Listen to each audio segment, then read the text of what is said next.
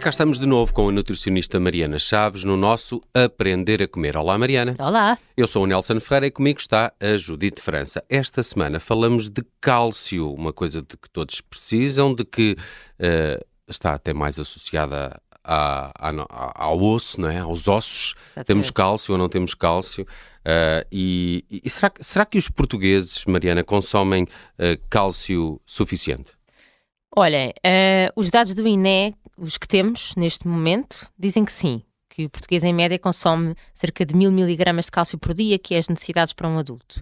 Agora, isto é o relatório que foi dado de 2016 a 2020, nós temos a cada 4 anos um relatório sobre a ingestão alimentar dos portugueses, portanto, para o próximo ano teremos um já atualizado até 2024 e tenho muita curiosidade em saber, porque os laticínios neste relatório aparecem como a maior fonte de cálcio, não é? E a maior parte dos portugueses, todos nós associamos os laticínios a uma boa fonte de cálcio na dieta. E que a restante parte viria só dos vegetais e a seguir dos cereais. Mas esta não é a realidade de todos os portugueses, porque são cada vez mais os casos de pessoas que deixaram de consumir laticínios na totalidade ou que reduziram o seu consumo. E neste relatório, quando analisaram o consumo de leite e laticínios, houve realmente uma descida de 2016 até 2020 de cerca de 3,6%. Mas quem não bebe leite consegue ingerir cálcio suficiente?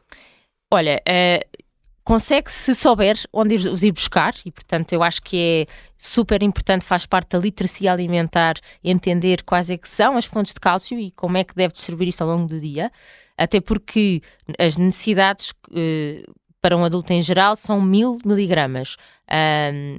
Depois até gostava de ir um bocadinho mais a fundo nas várias etapas da vida, quais é que são as necessidades que são diferentes. Mas para chegar a estas 1000 miligramas, por exemplo, um copo de leite tem cerca de 240 miligramas, nós não vamos simplesmente consumir 4 copos de leite ao dia. Isto não é uma alimentação variada. E quem não bebe o leite, cá está, nós sabemos que, por exemplo, uma bebida vegetal, seja ela de soja, portanto, soja tem com certeza uma boa fonte de cálcio, mas aquelas bebidas alternativas vegetais, como sendo de amêndoa, de aveia, de coco, elas de base não têm cálcio, portanto elas têm que ser enriquecidas com cálcio.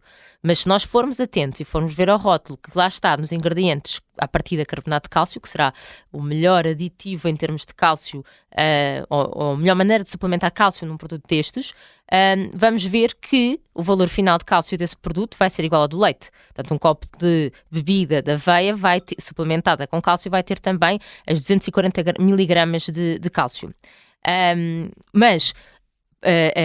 Por exemplo, para além do leite, iogurte e queijo, o iogurte também, um iogurte de 150 gramas, que hoje em dia as pessoas comem aqueles um bocadinho maiores, não é? Os Skirs, etc.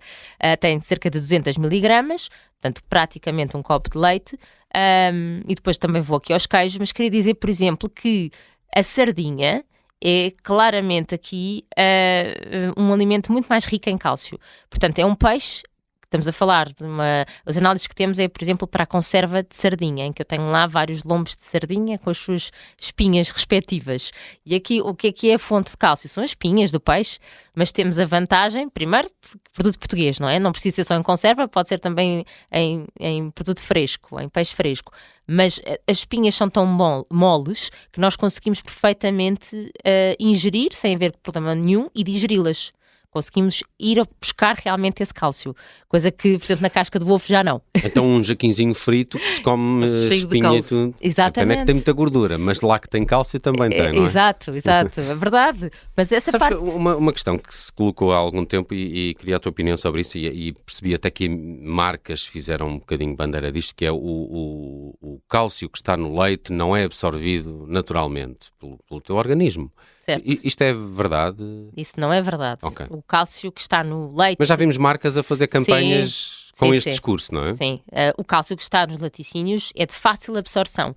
O que não é de fácil absorção é o que está nos frutos secos, por exemplo, nas sementes, nas leguminosas e, portanto, nós precisamos de algumas manobras para conseguir ir buscar esse cálcio, como sendo, por exemplo, de molhar as leguminosas. Hoje em dia, as pessoas que consomem leguminosas, que não são todos os portugueses como era antigamente, têm muito a tendência para o facilitismo de abrir a conserva, abrir a lata, abrir o frasco.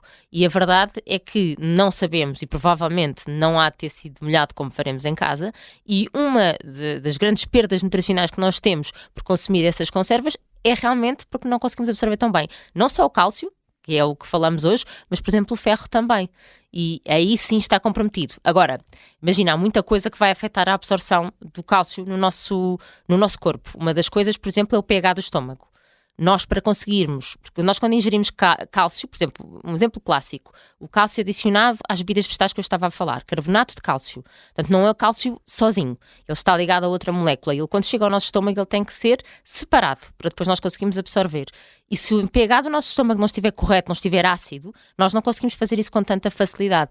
E é muito importante as pessoas perceberem que, para nos nutrirmos bem, não é só ingerirmos aquilo que precisamos, é termos a certeza de que a nossa capacidade de digestão, não só no estômago, mas também no intestino, está tudo a funcionar bem, está correta. Conseguimos separar as moléculas, depois chega-se ao intestino delgado, que é onde ele é mais absorvido, conseguimos absorver bem. Para isso temos que ter uma boa microbiota, um trânsito intestinal funcionar bem, com uma alimentação diversificada, para conseguirmos absorver bem. Mas é verdade que se fala muito nisso e fala-se, imagina, há outro ponto aqui que é os alimentos fermentados também facilitam a digestão e, portanto, absorves melhor o cálcio no alimento fermentado. E, por exemplo, o tofu versus um grão de soja, absorve-se muito melhor o cálcio do tofu do que o cálcio de um grão de soja. O iogurte de soja já é um produto que também foi fermentado e, portanto, também tem uma boa absorção. É importante as pessoas também entenderem isso. Mas, por exemplo, em relação ao queijo, que muitas pessoas também diziam, o queijo não é uma boa fonte de cálcio. Há outros temas no queijo, mas a verdade é que, por exemplo, 60 gramas de feta dá 270 miligramas de cálcio. Dá mais do que um copo de leite. E 60 gramas de feta, vou-vos dizer, uma fila, se nós cortássemos aos quadrados, aquele bloco, uma fila é 30, portanto 2 filas será as ditas 60 miligramas. Mesmo um queijo creme, 30 gramas de um queijo creme, que é pouco, dá 180. Agora, desculpa, queria só dizer mais uma coisa. No japonês, por exemplo, algas são ótimas fontes de cálcio também. Há uma alga que eu adoro no japonês, que é a alga wakame, W-A-K-A-M-E. E essa alga, 100 gramas dessa alga, tudo bem que é muita quantidade, mas é 150 miligramas. Portanto, não são poucas quantidades de cálcio para uma alga. Adoro algas. Todas. Todas. Que bom. A sério. Mas, não sabia que eram tão ricas em cálcio. Para conseguir esses 1000 miligramas de cálcio, olhando para o facto de um copo de leite ter só 240, 1000 miligramas é muito. Como é que tu fazias um prato rico em cálcio para compensar esse valor? Olha, eu gostava de falar na sardinha, não é? Acho que tenho que falar na sardinha, que é uma excelente fonte de cálcio. E se, por exemplo, adicionarmos à sardinha 100 gramas de grelos de couve ou de grelos de nabo, essas 100 gramas já me acrescentam 130 miligramas. Eu vou fazer aqui um prato que dá na totalidade 1000 miligramas, mas também queria que as pessoas percebessem que o objetivo não é conseguir numa refeição apenas essa totalidade. É num dia, não é? É num dia, mas mesmo porque nós assim vamos absorver melhor, se distribuímos ao longo do dia, porque depois há sinergias entre alimentos e também há alimentos que dificultam a absorção, como por exemplo o vinho. Mas vamos aqui continuar. Então, se tivermos a nossa sardinha, já sabem que é sem vinho, se juntarmos 100 gramas de grelos de couve ou de nabo, temos mais 130. Se juntarmos, por exemplo, o feijão branco, que dentro das leguminosas é o que tem mais cálcio, 100 gramas, que não é nada, diria um quarto de prato talvez, são 65 miligramas. E se antes deste prato de sardinha com os grelos e o feijão comermos uma salada, como eu muitas vezes sou apologista, uma salada de agrião cru, que é um vegetal cheio de cálcio, juntamos mais 130 miligramas. E depois, para a surpresa de muitos, se juntarmos, por exemplo, orégãos secos, imagina que esta salada também tem tomate, uma colher de sopa de orégãos já me junta 64 miligramas de cálcio. Boa. Finalizamos com uma fruta... Eu não gosto muito de orégãos. Não gostas muito? Mas tu tens uma alternativa, não? Tenho. Olha, a alternativa, por exemplo, temos aqui o tomilho seco, vai-me dar à mesma as 82 miligramas. Temos salsa fresca, que 100 gramas dá 200 miligramas de cálcio. Adoro salsa.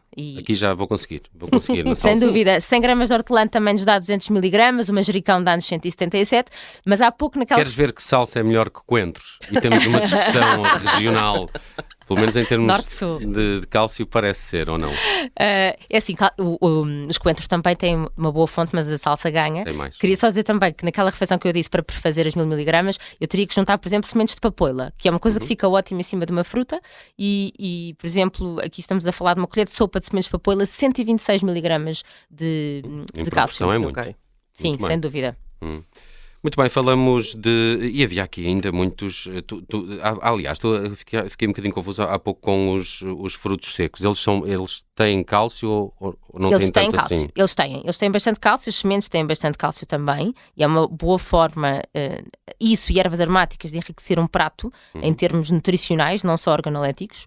Até porque, por exemplo, aumentar o sal da refeição faz com que nós deitemos fora mais cálcio do nosso rim, portanto é um ótimo substituto quando estamos preocupados com o cálcio, juntar as sementes, seja de papoila, seja de sésamo, seja juntar os orégãos, os tomilhos, a manjericão, salsa.